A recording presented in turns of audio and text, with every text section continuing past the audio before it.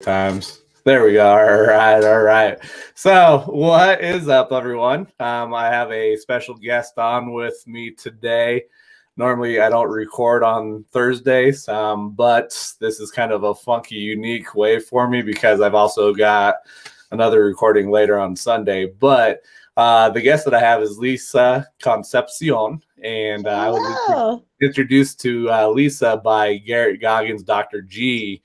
And Lisa has an incredible story. She's gone through a divorce, and she also has stepping into like her purpose as a coach. So really talking about that, but working with type A personalities. And I do have some questions in regards with working with type A personalities and what you may see in regards to potential those individuals that may be facing a divorce or have gone through a divorce. Just my view on that is I think sometimes we lose our identity, and I would think type A personalities probably really don't have that identity. But before we get into that, I'd love to hear your backstory, hear who you are, Lisa, and then just share that so the audience kind of gets to know who you are as an individual. Cool. Well, Scott, thank you for having me and giving me this platform to connect with your audience. And I'm hopeful that in sharing my bits of my own story that I'll inspire some people and they'll resonate a bit with what I had gone through and what I came through the other side from, and how that whole thing inspired me to now help other people. So I used to do public relations and marketing. In fact, I was the director of marketing for Grant Cardone. I don't know if you know who Grant Cardone is. You know who he is. Okay. A lot of people are like, how do you not know who Grant Cardone is, right? So I was all about that whole life, the 10X thing. Grant was my mentor, and I worked with Grant in 2013, 2014, when he had just moved his company from California to Miami. So we were a little baby company. It was like 20 people. It was a little work family. So I was very close to Grant every day, day to day. So we were putting together podcasts. I introduced him to a bunch of different players in the game, like Lewis Howes, trying to think who else, Ty Lopez, like all these people who are coming up in that time frame on podcasts so that he can work and like get their audiences. So a lot of my marketing experience was in a way preparing me for someday doing this work. But I didn't know that I was going to do this type of work. I was at the time separated from my husband. It was so heartbreaking. We were together since we were 21 years old. So I was 20, he was 21. At that time, we were like in our early 40s.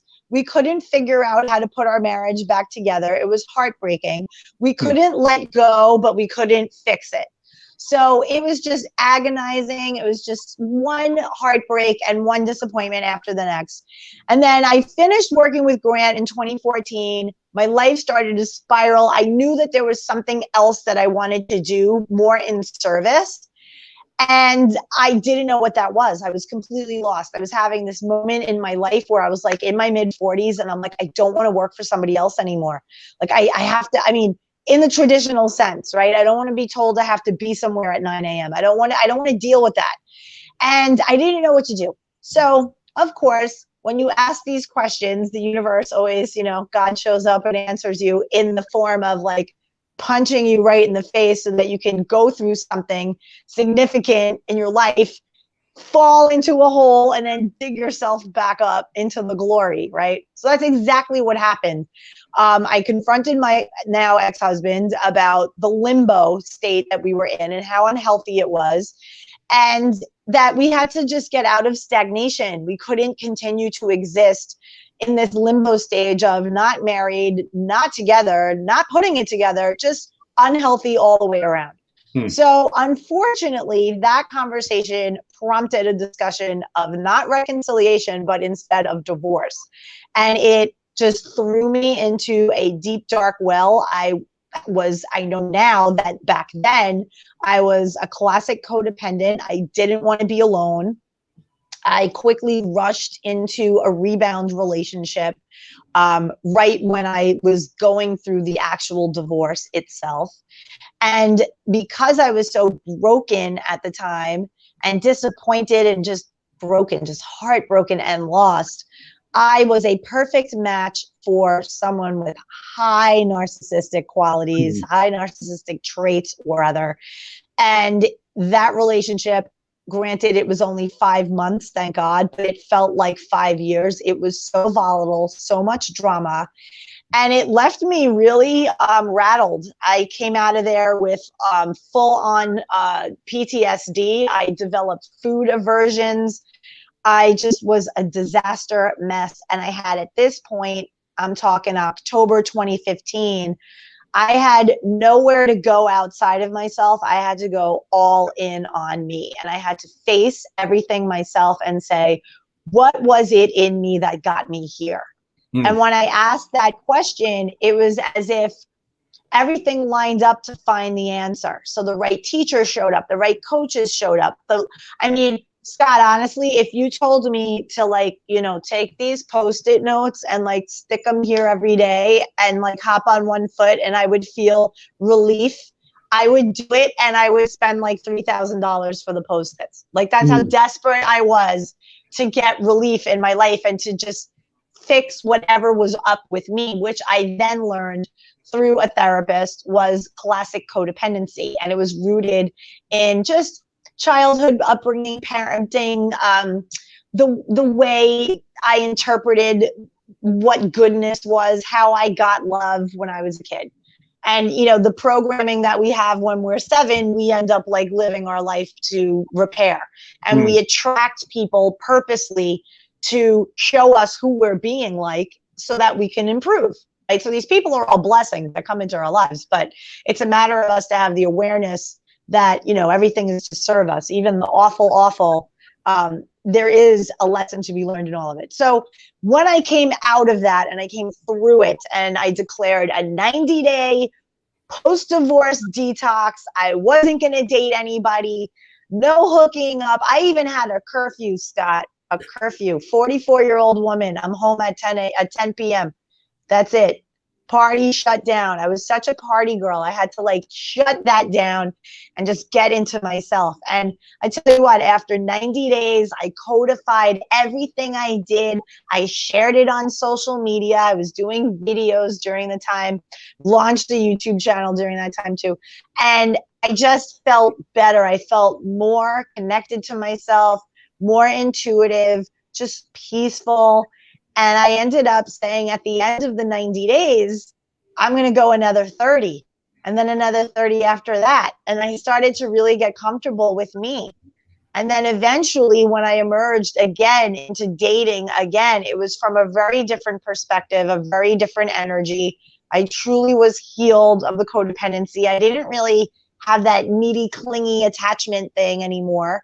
I was just cool with like living a fun life and whatever happened, happened. I was much more relaxed. And so that was that. And I had, you know, the inspiration at that time through my therapist. She had encouraged me to get a master's degree in psychology. So I looked at what that would entail in the curriculum, and it was like a lot. It was a lot of money and a lot of time. And I said, you know, I definitely want to help people, but I want to dabble more, not in their past, but more about where they want to go next and that gap in between and like helping them close that gap. So I set out at that point to become a certified life coach. And I went through the Institute of Professional Excellence in Coaching, IPEC. They're awesome. It was a year-long process to get certified. It was great. I got to coach master coaches. They got to coach me. And then I was forming a business. It was, you know, very entrepreneurial. And it was a matter of really understanding what my niche would be and who I wanted to serve. And I knew very clearly that I wanted to become the coach that I needed when I was 25, 35, and 45. I wanted to become that person for other people.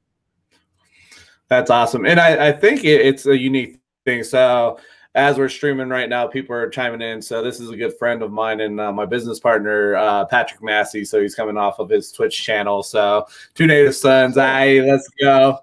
So this is one of the things like we were talking about as you look at your podcast and whatnot, doing a live stream allows you to have this type of interaction. So I don't know what we'll get, but yeah, Patrick is a big supporter of what we're doing and whatnot. But I find it unique because you had talked about the upbringing, the childhood, that potential trauma that ends up getting locked into who we are. I know one book that a lot of people speak highly of is The Body Keeps Score, in regards to how the body like holds things in, and then it can kind of block you from going forward. I know one thing I tell people when I've listened to is Dr. Shafilia. She's on the Mind Valley speaking gig, and she talks about the fact that as adults, a lot of us are stunted maturity wise when it comes to being able to love ourselves. But you have it where it's the flip side, where people don't truly love themselves. They're looking at somebody else to say, you love me, but I'm not going to love myself. And then you got another party that's in the same boat saying, you love me, but I'm not going to love myself. So you have this disconnect that takes place. And so when you look at your upbringing, your childhood, and you went back in that past piece, was there anything specific that kind of stuck out, or was it just over time it just accumulated and it became, I guess you could say, like an onion where it just layers on top of each other, and it was just a lot of pulling back to actually get to that core piece? Well, it was definitely onion. Absolutely onion. Well, I'll take the first part of your question. So yes, when you're doing this work and you are making the decision to go back in your little time capsule and you go back to yourself, it's really an opportunity to reparent yourself. So what you do as a first step, at least what I did for my first step in the process of this, was to just explore all of these old beliefs about myself that were programmed in me from the adults around me. What did it mean to be lovable? Right? When I was lovable, what was I doing? When I was told that I was a good girl, what was I doing? When I had a problem and I was sad or afraid or something, and I went to the grown-ups around me, was I nurtured, or was I made to feel like a burden? Better said, was the perception of how I was received that of warmth or that of rejection?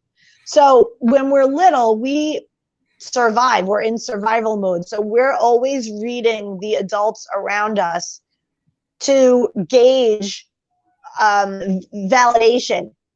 Am I good or am I bad? Am I lovable or am I not? When I please these people, I get clothes, I get fed, I get shelter. If they reject me, I'm dead. It's literally that basic when you're a kid. And when you start to understand that, you know, how the mind works when you're a child, it's very easy to understand how then it's likely that you will acquiesce to the many moods and whims of everyone around you. Now, when you're little and you're doing that, when your parents are divorced, let's say, and now you have many adults around you that you have to consider, and many moods and temperaments, you become very astute and tuned in to what everybody else wants. And when you're little, you sacrifice yourself, especially when you're being told, you're such a good kid, you're so out of the way, you never make a fuss, you're such a good kid. And then you're like, okay, I never make a fuss. That means I'm good. That means I'm loved when I don't make a fuss. But meanwhile, I have needs. I'm hungry. I have to go to the bathroom. I'm thirsty. I'm little and I have these needs, and they're not being met, nor am I articulating them. And when I do, I might say it once, and then if it's not met with a response, I take it in. It was a loss of self-advocacy. So when you're, you know, if you're a parent and you're watching this, right, and you have little babies and they get scared in the night and they come freak out and they're like, oh my God, the monster is under the bed. You need to not yell at them for being scared. Do not make them wrong for what they're feeling. For them, genuinely, there is a monster under the bed. So what I would encourage you to do, so that you don't raise a codependent kid, You make it fun and you put the lights on and you say, come on, let's have an adventure. I'm going to go one thing at a time and we're going to find the monster. And then you put on a hat and I don't care if it's 2 a.m, you make this thing fun, right? You say, listen, I'm about to go under the bed right now. Oh my God, here's what's going to happen. You're in charge of this. I'm going under the bed. We're going to see on the count of 3 if the monster's there. What? No, not doing it. And it becomes a fun thing. It becomes a memory. And now they feel like, you know what? They came to me. They made it fun. They didn't make me wrong. They didn't think it was silly. And if anything, they were nurtured. It was, wow, I was scared when I was 7 and my dad came in the room with a baseball bat, like, let's get some monsters. You know, he never made me feel bad, right? So if you don't have that kind of thing, and that's just one simple example, but if your needs like that were made to feel like a burden, or that it was a disturbance, that you were better off seen and not heard.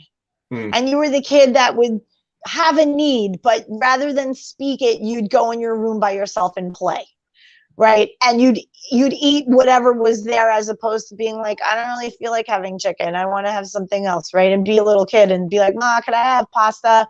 You know, and have that not be like the end of the world. So, you know, when you go back and you really start to look at these instances in your life that may have been traumatic, may have been a wound, like a bruise to your soul, it's now an opportunity for you to go back to that younger version of yourself who will run the show in your relationships if they're not handled and healed and nurtured and reparented, which is what I had to do to me. It's a great opportunity to do that, an amazing opportunity to do that. And so when you finally do it, it changes the game in your life, because that's where the self-love comes from. It comes from looking at these wounded versions of yourself and making a decision to say, you know what?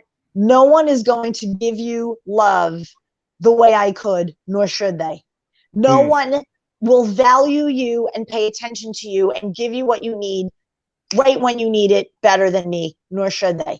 It changes so much about how you show up in relationships as a mature adult. You had mentioned, you know, stunted development. My development was incredibly stunted. I was joking around about this with my ex-husband, like I think a month ago. He called me for my birthday, and I was saying to him, you know, I showed up literally like 80% of our marriage. I have to tell you, I showed up anywhere between 5 years old and like 16 for like 80% of the marriage. That's what you were dealing with.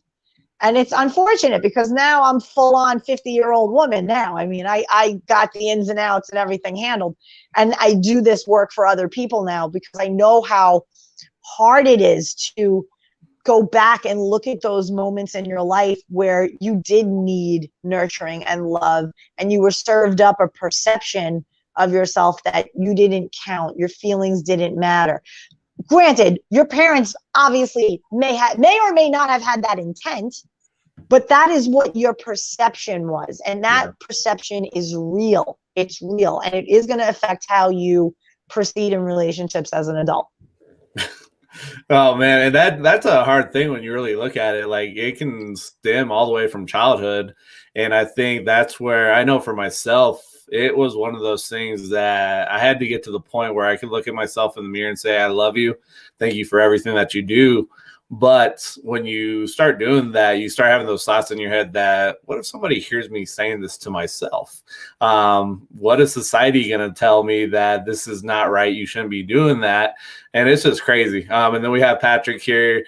He made a comment. He's like, I wish I had a choice. Laugh out loud. Boy, you better eat what's on the table. So exactly. It's so true. It's so funny, because, you know, those simple things like that, you know, when you have a need and your need isn't met. Now, let's look at that gentleman who just typed in. Okay. Let's say there was a situation where he got sick. He had an upset stomach, and he went to his mom and was like, Ma, I don't feel good. I don't want to have steak for dinner. I think I just want to have I don't know, some cereal. What are you kidding me? I just cooked for 2 hours. You're going to sit there and you're going to eat the cereal. You're going to eat the steak. I just made it with all the vegetables and everything. Like, how dare you come in here and tell me that you're going to have cereal? No, you're not having Frosted Flakes for dinner. What's wrong with you? Wow. So you're just like, it's like a rant coming at you, right? So here you are with your little upset stomach, and now you're entrained to appease mom because she gets mad, right? If you come to her with your need, she rejects you and snaps at you and makes you feel wrong and bad for your request. Okay.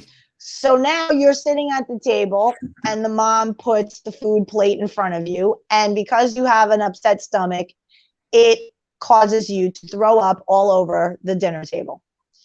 Okay. So now, instead of, oh my God, my sweet baby boy, I'm so sorry I didn't listen to you. Oh my God, I'm a terrible mother. Oh my God. Oh my God, come here, let's go into the bathroom, my sweet boy. I'm going to give you ginger ale. I'm so sorry, mommy, so sorry. No, you don't get that. You get, oh my God, what the hell is going on with you?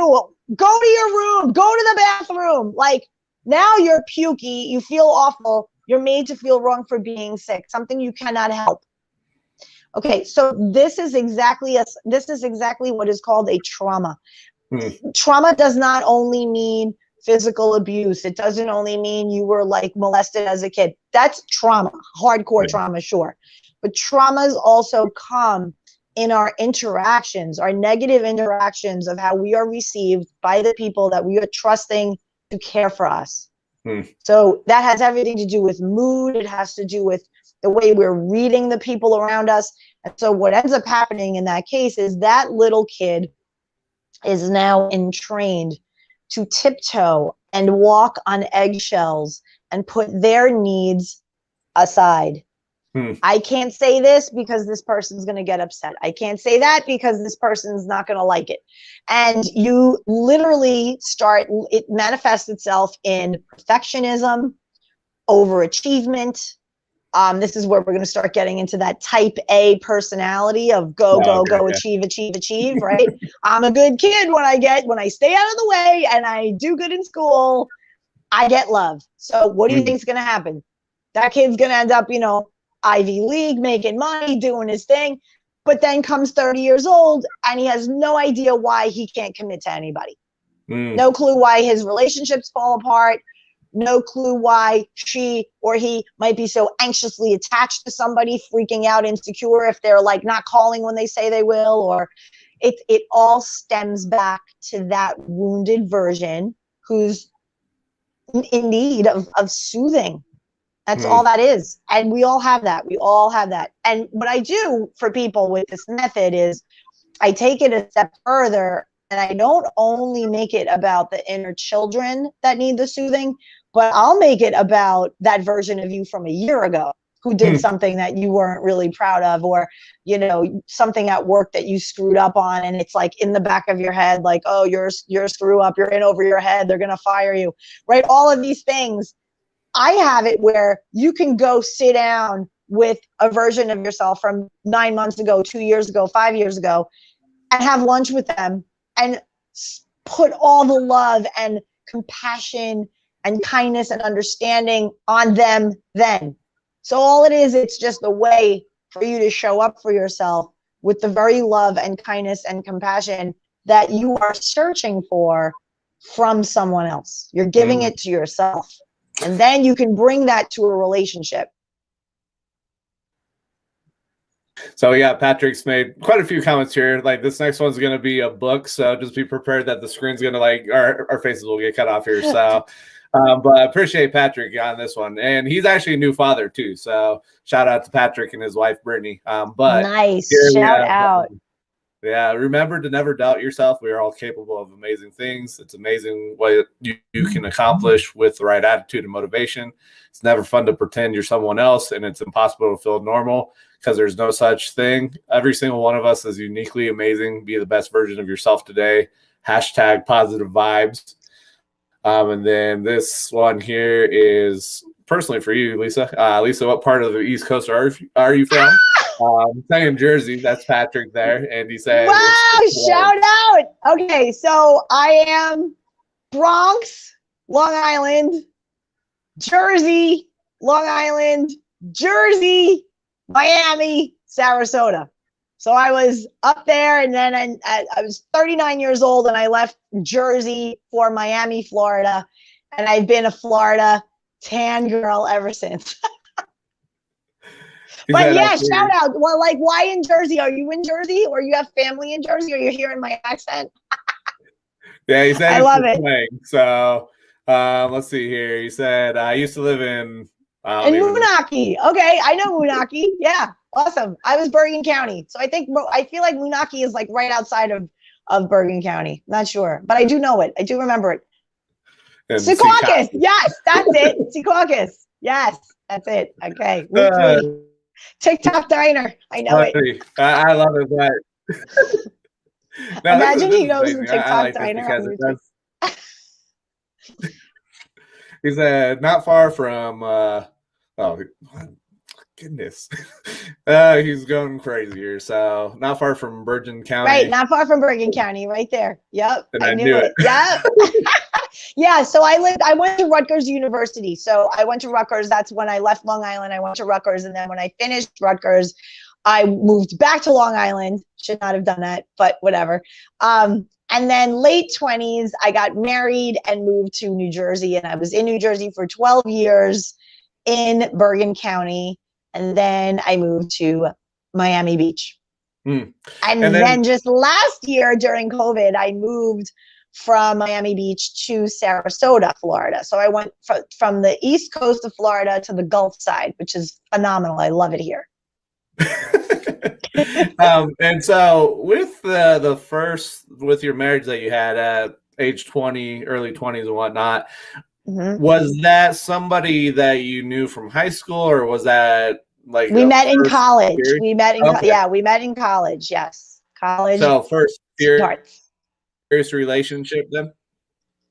So it was probably I had a high school boyfriend, and then I had this kind of like relationship in college, but I was seeing other people. I think he thought he was more of a boyfriend to me than I thought he was. So that thing went on for like a year and a half. But then I met my ex-husband, and it was like the planet stopped moving. It was it. I was like, no, I'm going to marry that man, period. Done. And it took him a little longer to catch on to that. Usually guys are one of those that aren't very, unless you're like and it took that, and it took a lot of drama. It took a little bit of drama in our 20s to get to that point. But ultimately we did get married. I was 27 when we got married. He was 28. And we went on this crazy adventure and journey and showed each other what we were about and what we needed to heal. So he's still a very dear person in my life. I consider him a soulmate for sure.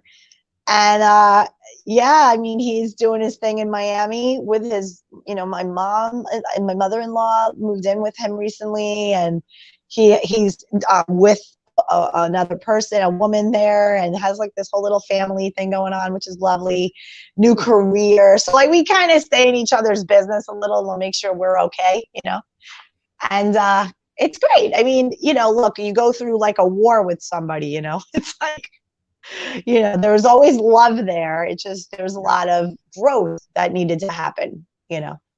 So, yeah. And I think it's unique too, because if you look at it, like the individual that I really followed and got into the coaching program I went through, John Kim, he calls himself the angry therapist. So he started off as a therapist, and then like all the red tape and everything else, he's like, I can't do this. So flipped over to life coaching and whatnot. But he was talking about the fact that we all will experience expired relationships. And so it's one of those things that the relationship is there for the growth piece, for the experiences. He brought up, he's like, think about it. You married this person because you loved them at some point. And so you just had the expired relationship. And it can be tough because in a divorce, you get the heartache, you become angry, upset, mad, and you start missing out on the opportunities of, okay, what was there for me to grow from? What was my responsibility? I know for me, it took me about 14 months to really get to the point where I could forgive myself, give myself closure, and grow from that, and actually be able to go back and say, okay, what do I need to learn from? What do I need to grow from going forward to be the best version of myself going into other relationships, whether it be partner or friendships, business partnerships, intimate relationships, whatever it is.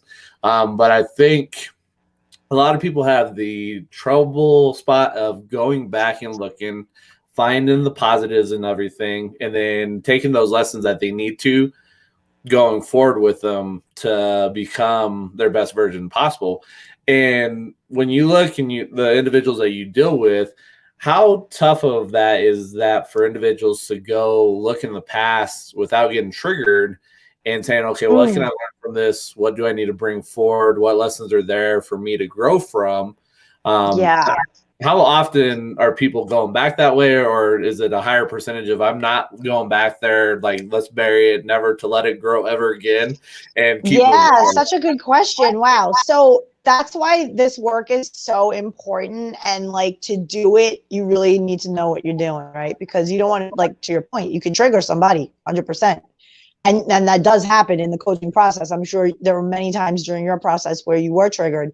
But the key to having a really solid coach is to have that person who's going to hold the space for you and then ask you the questions so that you can get yourself out of the trigger, so that you can use the trigger for your advantage. Because on the other side of the trigger is the opportunity for growth, right? So here's this thing that we're talking about and it's really triggering you. And then it's the coach that says, I'm here. We're going to do this. You basically, we came to a labyrinth, and we're walking through this labyrinth maze. And we came to a part where, like, you know, the movie The Shining, where, like, you know, the bushes. So we could only go here or here. We could go back. We could go a different way.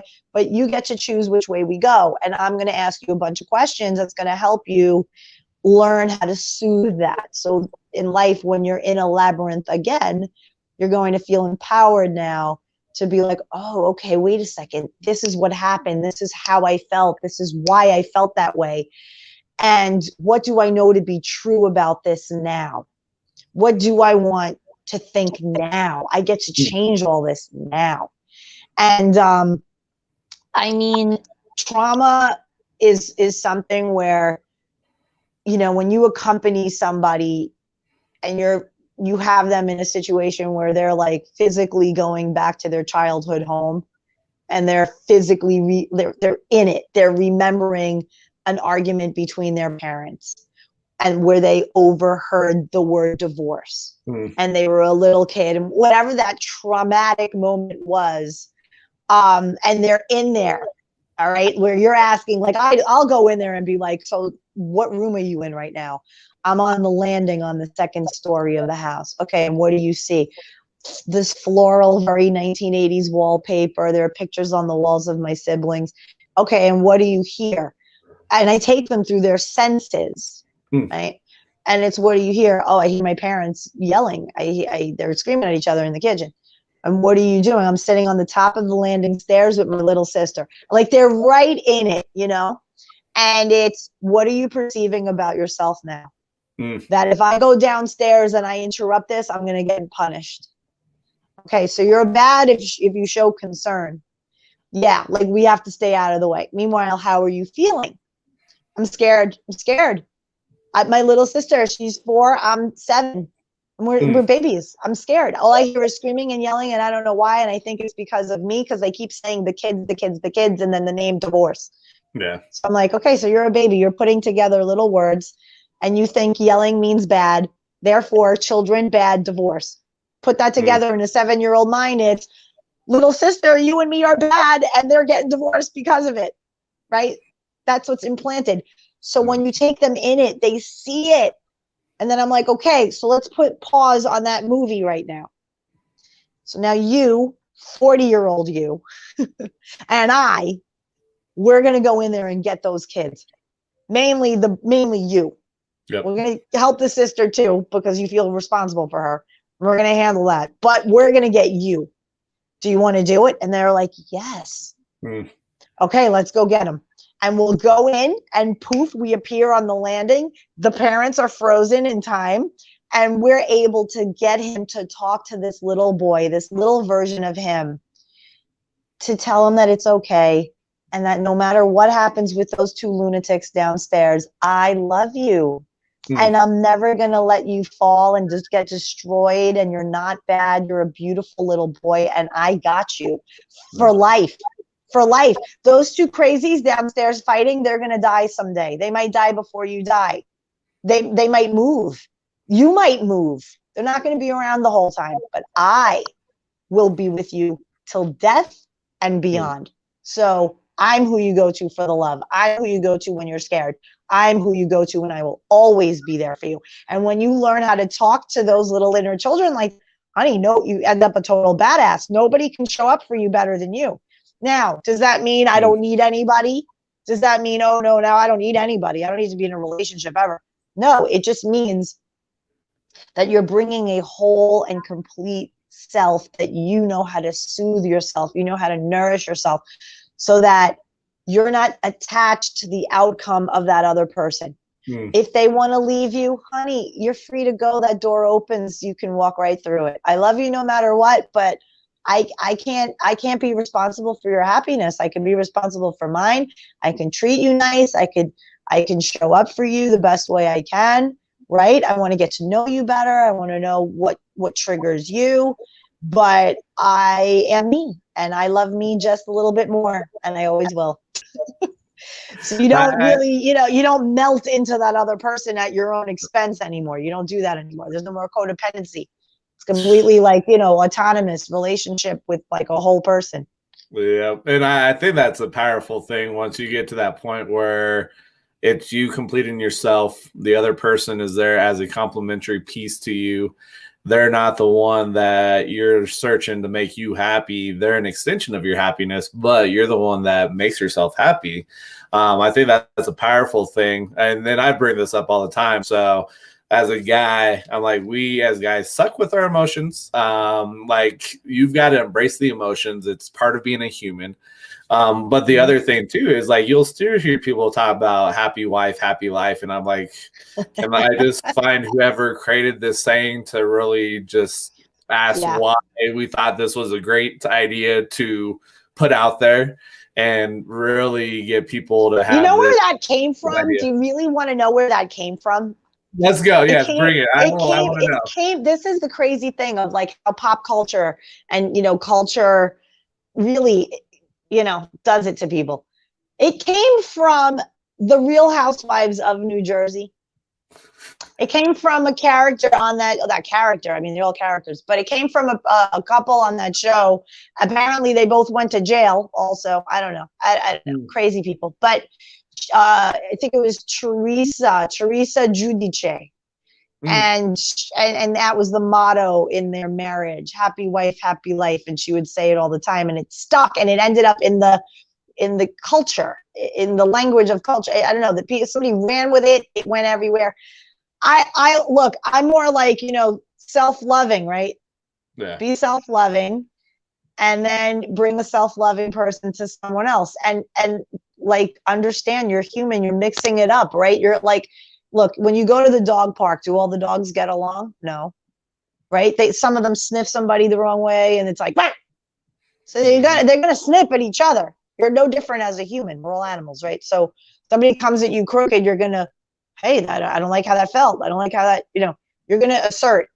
But there's a way to do it. There's a way to resolve conflict and do it in a way that's about you and that other person looking at this thing to solve, as opposed to being adversarial and trying to convince one another, no, see it my way. My way is the better way. No, it's okay. There are parts of my way that I think works, but like, what's your way about? Because maybe there's something there. I don't know. It's listening. It's really about, listening and seeing value in the wisdom of the experience of that other person. Yeah. No, I think that's huge. And so I know with your coaching practice, you focus on, I guess, type A personalities. Is that the ideal client that you work with? Yeah, so I mean, I help everybody, of course. I have content out there, loads and loads and loads, right? So free content everywhere, and I love creating content, writing blogs, doing videos.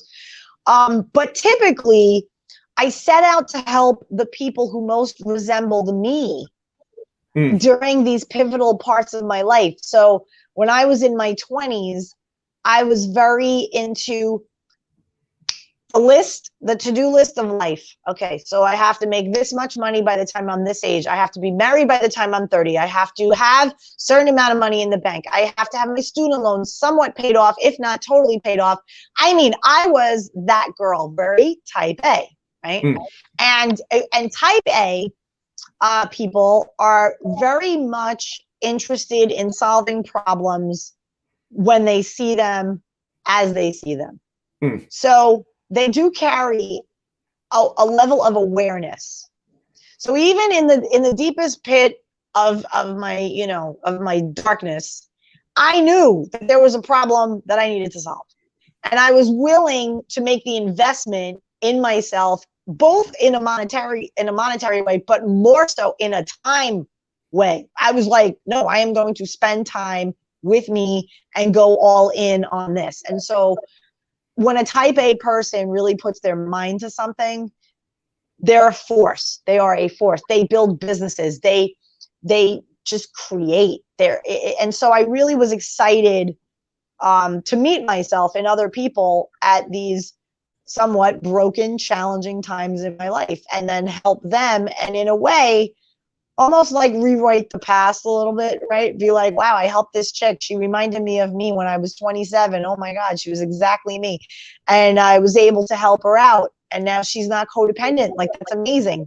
And she was able to get over her boyfriend and make some different decisions in her life. And, and you're like, wow, like, that's kind of cool. Cause like, this girl's going to go places with her life. And we had the good fortune of finding one another and rendezvousing in this coaching dynamic, in this, relationship, and these people are, they're very, type A people are just, they're doers, they just go for it. They don't stop. They aren't victims. They look at themselves and they're willing to go there. Right? They're really willing to be like, I'll look at whatever you need me to look at. Just if this is going to help me, I'll do it. And they're very into finding solutions for problems, and they take full on responsibility for the outcomes in their lives. So I like being around people like that. I am like that myself. I like to help those who are wanting to help themselves. And I think, and you've experienced coaching, and that's where you really get the best result. Because coaching is a massive declaration to the universe that you are not effing around. Like, it really is, because it's a very expensive, like, it does not come cheap. I think in my life at this point in it, I probably spent upwards of like 48 grand, maybe more. Between courses, coaches, books, seminars, workshops. I mean, and I'll continue to there's always someone to teach me something. Yep. Well, and I look at it when you're doing that self-work too, going and doing the seminars, finding coaches for yourself, that's an investment into you as an individual. I know you'll talk to some people and they're like, man, that's so much money. But I'm like, honestly, is your life worth it to make that adjustment and forward, or is it, are you going to stay stuck? Because you have the tendency where if you try to do everything on your own, you're going to get the same results because you're 100% integral to everything. And so find somebody that you can partner up with and work with. and do the work, which it comes down to you doing the work. It's not the coach's responsibility. Right. They're there as a partner with you to hold the flashlight and with you, but you got to go on that hero's journey. I know for myself, I think a lot of individuals, when it comes to the divorce sector, the divorce piece, really it's that internal struggle, that internal voice, that if they don't stop it early enough, that can be a very vicious, very bad cycle to get on. Like for me, my internal story that I was telling myself was I wasn't worthy. I was a failure. And so that was one of those very difficult things. And I tell people, I'm like, if I would have had somebody I could have leaned into, it probably would have made it a little bit easier. But it also has led me to where I'm at now, doing what I'm now doing, because of having to man up and go, well, not man up, but buck up, go out there and do the work. It's not easy, but because I know a lot of people don't want to go and do that on their own, having a coach to be there with them really is going to be that point for them to jumpstart and get into where they want to go. It's just, you got to look at it, an investment in yourself, not anything other than that. Right. And you know, when you're in it, like in the labyrinth of the awfulness, you don't even know which way to go. You have no flashlight, nothing. You're just like, no, I'm in this labyrinth. I have no idea. No idea where to go. I don't know what to do. Overwhelm, overthinking, rumination, replaying the past. Maybe if I said this different, maybe if I did that different, awful thoughts, right? But when you have a coach come in and be like, okay, so let's dig into all of this together. It's almost like, you ever see those shows on TV with the hoarding? Yep. Oh my goodness, with the hoarding, and the people can't even see their way to the bathroom. Terrible. They're sleeping on like garbage bags of clothes. Terrible. Yep. But they're overwhelmed. They're in a place now where they've literally gone too far. Like you were just saying, they've gone too far in that direction where they got to call in the professionals, right? So now the sister and the daughter, they get together. Oh, we're going to get the hoarding lady to come, and they sort it out. So that's kind of like the coach, right? Like your life is in upheaval. You're in it. You're in the hoard. You're in the awful. And coach can come in though and be like, oh no, I got you, boo-boo. I got you. This is going to be good. You're going to see. You're going to feel better. I am. Oh yeah. I know exactly what to do. Oh my God, like they just feel relieved instantly. So it's really important. Like you have that confidence where you could be like, my love, you're going to be fine. You're going to be fine. Doesn't seem like it now, and it's completely okay that you're like in this sense of overwhelm, but we're going to handle it. It's going to be great. And then they feel like, oh, like you're basically like opening the curtains in a really dark room. The coach comes in and they're like, okay, honey, you're trying to clean a room in the dark. I'm going to come in, open the blinds, be like, you got the cobwebs in the corner. I'm going to help you.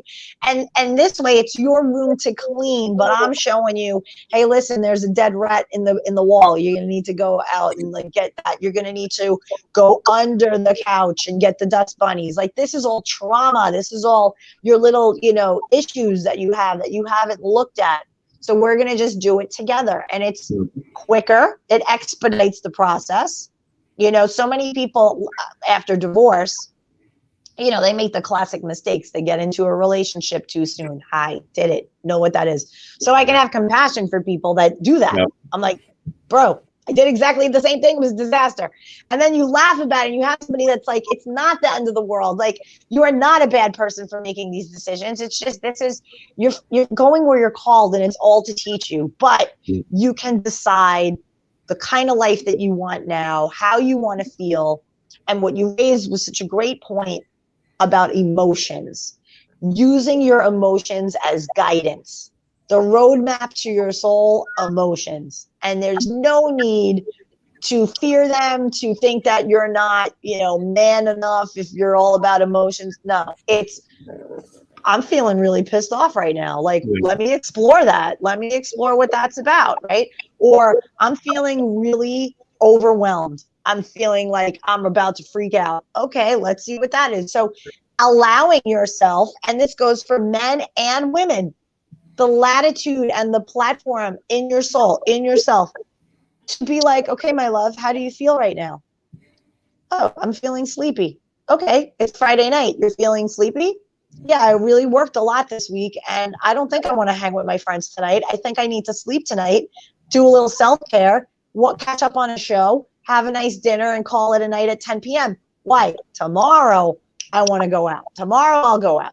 And then you can advocate for yourself. You tell your friends, hey, listen, dudes, listen, I worked all week. I'm going to chill tonight. But tomorrow I'm in. And that's the way you nurture yourself. It's little things like that. And when you have a coach that helps you see these little wins, these little teeny wins, you feel like you're climbing Everest and the coach is like your Sherpa. You're like, I have this monster mountain to climb. And what does the Sherpa do? You made it to this level. You're at this level. Look at the view from here. It's so nice. You're doing great. Now let's think of these things so we can elevate even further. And that's really the role of a coach, a good coach. I mean, I love what I do, and I not only get into the coaching aspect of it, but I also get into the quantum realm, law of attraction, law of vibration, our language, NLP, how we use words and how those words affect our reality. So it's a fascinating journey, and the people I coach really learn a lot about their power of creation, how they can create just by, changing their thoughts on things, using different words on things. I was a communications major. That's how I got working with Grant. I was a phenomenal wordsmith. So it only makes sense that I picked a career path that enables me to use that kind of communication and really dig into the kind of words that we're using when we describe ourselves. Are these critical? Are they loving words? I'll say to a client, I'll be like, okay, how can you say that same thing about yourself, but as someone who loves yourself? Like that person that you want to find, right? That beautiful soul that you want to hook up with and make love to. Imagine how do you want them to say it to you? Yep. And then they do it for themselves. That's how you get them to do it for themselves. And it's a gift, to be in a situation like that, to like have a relationship with somebody for 12 weeks where they're letting you into like the depths of their life. The level of trust and the level of bond, but yet professionalism at the same time. Like there's that line. It's a beautiful gift for both people involved, I think. I mean, I love it. Love it. No, it's huge. And I know I find myself when I talk to people, I mean, even outside of just coaching and whatnot, maybe one-on-one for some business stuff. And all of a sudden they get onto a path of like personal stuff and they're like, I don't even know how I got here. I was like, I'm just sitting here listening. So I'm just giving you the space that you're probably searching for. And it's a beautiful thing. So I know you get in depth on the law of attraction and those different pieces with the interview that you did with Dr. G. So if anybody's watching this and they're interested, I'll actually find that episode and put it in the show notes so people can go check out that episode that you did with Dr. G, and they can see that other side of what you guys had talked about, because I know Dr. G is real big on the mindset piece and coaching. I think regardless of whatever type of coaching you're doing, it really does situate around the mindset. And then it's a matter of, okay, what are we trying to accomplish in regards to what route are we doing? So then you take the mindset piece plus whatever they're trying to go to get after. And it's a beautiful thing. I know for me, doing this type of stuff, having the podcast, having the talks really is a selfish part for me, because it's something that I enjoy. And I laugh because I'm like, man, I can sit here 45 minutes and talk to myself if I don't have a guest on with me. And I was like, I don't even know how that works, but it just happens that way. So you channel it because you're like receiving it. I love that. That's awesome. I totally can relate to that. Because I like, people ask me, they're like, Lisa, your Facebook lives, like your videos, like, do you prep that? Do you have like, I go, sometimes I'll have like a note card with like a few words on it, but then I just go. And they're like, oh my God, how do you do that? I'm like, I just feel it, like the words just come, And I'm very aware that I am a conduit for the people, meaning like I was divinely assigned, as you were, as we all are. We all have a divine assignment for how we're to serve in the world. And when we tap into it, then it just flows. It just becomes easy. You find that you're in ease and flow, and the words come. If you're a writer, the words just come. If you're a content creator, you're like, I'm going to do a video and here's the topic. It's just so easy. And it's great. It's great to marry that. Both a content creator like you are, and then also someone who can really get on a one-on-one with somebody and move their energy and shift their energy and help them to learn how to do that for themselves. That's huge. So we are coming up on the hour. Trying to respect everybody's time and whatnot. Respect your time. I know you got some stuff coming up. So before we end, I do a special segment. It's called Pod Decks. I don't know if you've ever been on a show with anybody that runs through Pod Decks with you before. No, I haven't. This is exciting. What happens? Is it like a game show? So the gentleman that created this, Travis Brown, he's been podcasting for 9 years now. And so he ended up creating 5 decks to start with as conversation starters and different talking pieces that aren't normally talked about. And he launched an app, and now I think I counted there's like 16 different decks in here with different things. Okay. So what we'll do is we'll go through a couple. So the first deck here, it's the philosophy deck. And let's see what we have come up here. All right. So does evil come from within? And if so, why? Ooh, what a juicy question. Does evil come from within? And if so, why?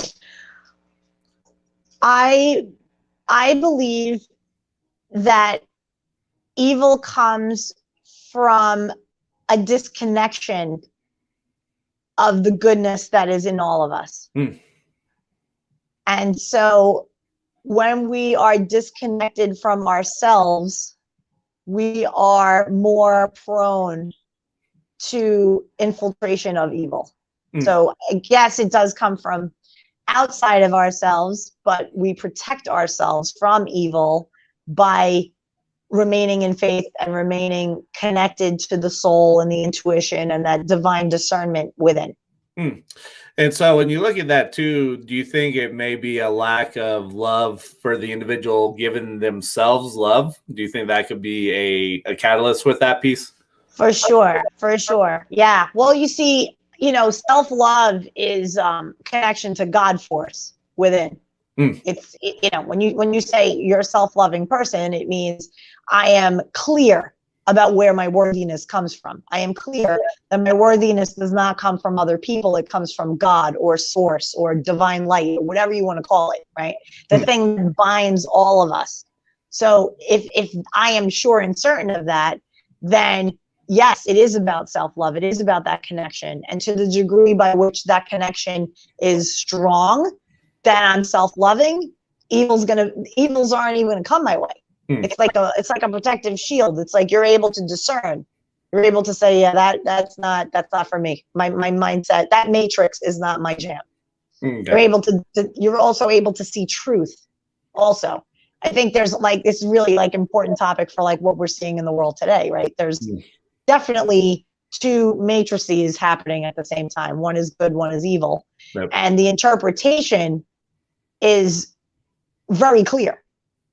The actions, when you look at the actions, you kind of can tell who's for what. Right? Who's for what? What are you for? Tell me what you're for and I'll tell you who you are. Yeah. So I tell people, check out policies. Look at policies. Put your emotions aside, because evil needs emotion in order to manipulate. That's what it does. That's what evil does. If you look at the Bible, it's they appeal to your emotion. If you're fearful, the evil will work on fear. If you are giving and kind, it will work on the giving and kind. Do this. Otherwise, you're not a kind person. Meanwhile, you're compromising what you truly believe because someone else is telling you to do this. Otherwise, you're a bad person. Oh, right? man. So that's yeah. So it's when you're totally secure and that I'm loved eternally. I continue out of this vessel. Bless this vessel. Thank you. It's been a good run. But if for whatever reason, I being the divine I, my soul is called forward out of this divine vessel, I'm cool, all good, because I know I'm going somewhere good. But when people don't have that faith, that unwavering faith, they will acquiesce to humans. They will kneel and they will bow and they will put their trust and faith in institutions and other humans, as opposed to, how do I really feel about what you're telling me right now? This doesn't feel right to me. I need more information. I'm sorry, and who are you? How do you know what you know? And who's paying you? And right, those are the people that discern, bless discernment. You are people more connected to it than others. Yeah, no, I think you can get deep on some of these. And so, Travis, some of these cards, you could go very deep. You could have an episode on its own with this stuff. For sure. Those cards are amazing. We'll do 2 more. Where do we find these cards? So the app, if you go on the App Store, you can go search Pod Decks, both through Apple and Android. So it's out there. Yeah. So next one, and this comes from the Hustle deck, I believe. If you could have someone else's life for one day, who would it be? I can have somebody else's life for one day. Who would it be? Such a great question. Wow. Whose life would I want? Whose life seems pretty cool? I'm going to say, wow. For the first time in my life, I'm so happy with my own life that I can't even think of somebody that I would want to be.